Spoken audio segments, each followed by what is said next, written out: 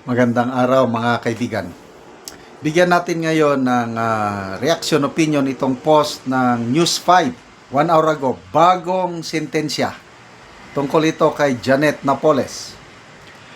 Hinatulan ng Sandigan Bayan ang negosyante na si Janet Lim Napoles ng hanggang 55 taong pagkakulong kaugnay ng maling paggamit ng 7.55 milyong pork barrel ng dating mambabatas na si Davao del Sur Vice Governor Mark Douglas Cagas IV.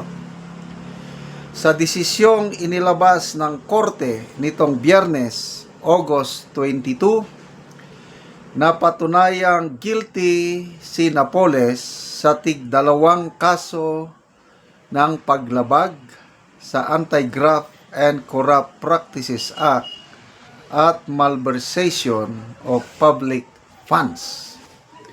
Nauna na rin siyang nahatulan ng iba pang kaso ng plunder, graft, malversation, bribery, at money laundering na may kinalaman din sa pork barrel scam.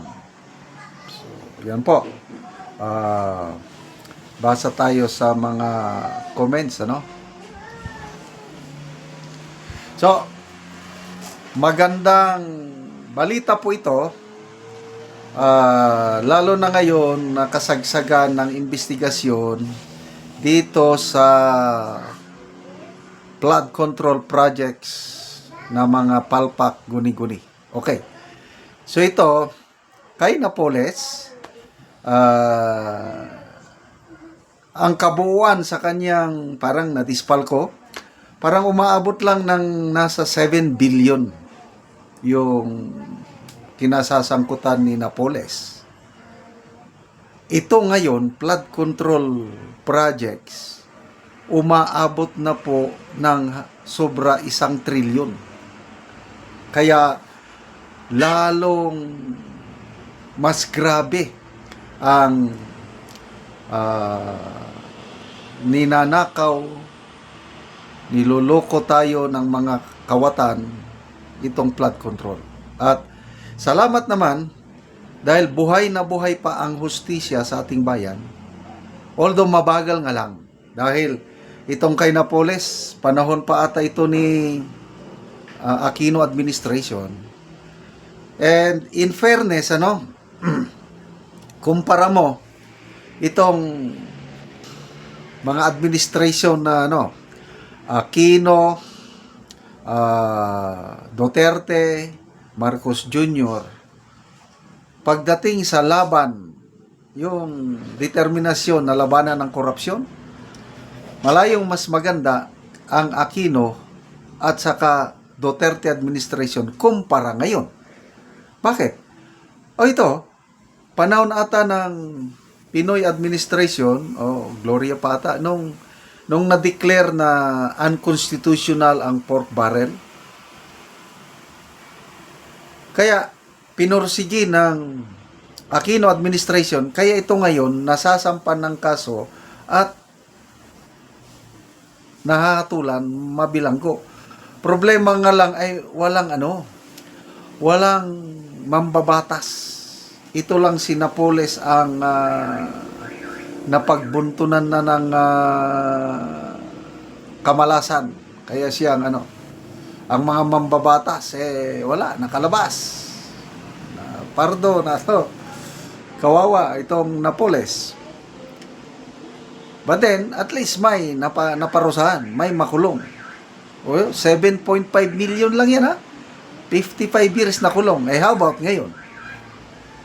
So kung may nakulong na mga Napoles, so ang mga Napoles ngayon, ito ng mga kontratista, yung nagpapagamit. So sana magbunga ito ng marami pang ala Napoles na conviction, kaso din kulong. Kaya nga sabi ko, good news po ito. Kasagsagan ng ngayon, bumabaha na naman ang Metro Manila. Grabe yung napapanood ko na mga Facebook Reels, Pati Manila City Hall, pinasok na ng tubig. Ang mga commuters, hanggang baywang ang tubig, napilitang sumuong sa baha para lang magtrabaho ba o mapunta sa gusto nilang puntahan. So, dapat may makasuhan. Sabi nga ni Mayor Magalong, end game. What's the end game of all this? May makasuhan at may makulong na politiko, sabi niya. Kasi kung kontratista, meron at merong makakasuhang kontratista dahil silang nasa front line eh. Ay ang Pangulong Marcos, sabi niya, kontratista. Ay dapat wag lang kontratista. Isama natin ang taga-DPWH at saka yung mga contractors. So, mayroon bang makakasuhan na mga contractors? Yun ngayon ang challenge ng administrasyong ito. So, suportahan po natin ang Blue Ribbon Committee hearing ng mga senador dahil may lumalabas na parang may demolition job na ang mga senador to destroy their credibility. But wag po tayong magpapatinag dahil yan na lang pag-asa natin.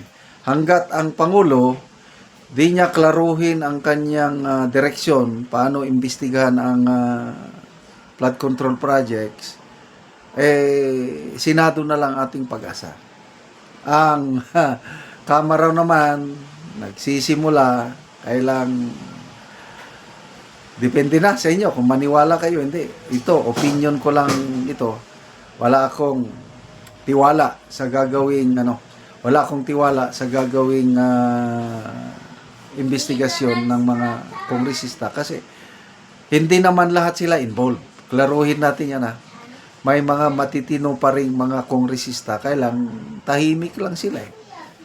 So, bakit sila rin mag-imbesti ng kanilang sarili? Paubaya na lang sa iba. Kaya nga, ang solusyon dito ang presidente. Mag-create ba siya ng independent body to investigate ito? Wala pang klaro hanggang ngayon. So, Blue Ribbon Committee lang tayo umasa. Okay, salamat mga kaibigan sa inyong pagsubaybay sa ating channel. Nakakatulong kayo ng malaki sa tribong Talandig ng Bukidnon dahil ang sweldo natin sa channel na ito is pantulong natin sa tribo. Ngayon, namimigay tayo ng livelihood assistance sa kanila. Nagpapatanim ng saging lakatan at Arabica coffee. Kung may itinanim, may aanihin. Panoorin nyo ang video na ito.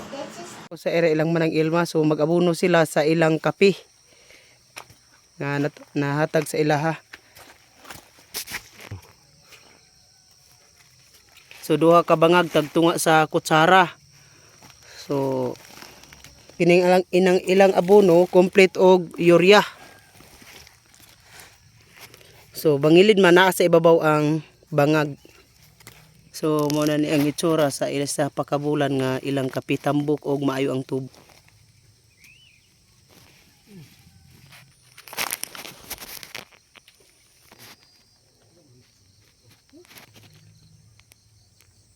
O karon gawas sa kaping ilang tinanom mo pagyud ni ang ilang tanom nga lakatan. So hapit na gyud mamunga. O karon human sa pag-abono nag-spray na pod sa kape.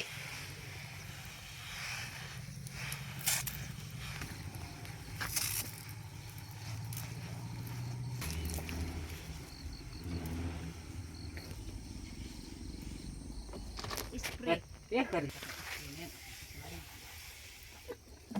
Basta. Maroon din sinyo. Ako ko na manggudian lang. Salamat sa Ginoo unang-una. Salamat po sa nagtanaw sa YouTube nga padayon nga po ng pagtabang sa paghatag sa chemicals o sa complete para makahawas sa mo pong tinanom nga makatabang yapon sa makahawas mi kalisod mo sa pagsuporta sa naghatag sa kape. Mura na, daghang salamat. Salamat kayo. So kining ilang tanom ilang manang ilma 350 ni ka kape. So daghan gyud ang ilang tanom. So magdugang pa ni sila sa pagpananom. So kining among tanom nga kape 12,105. So daghan gyud ang among tanom nga kape. 25 ka pamilya na sad ang nakatanom sa kape.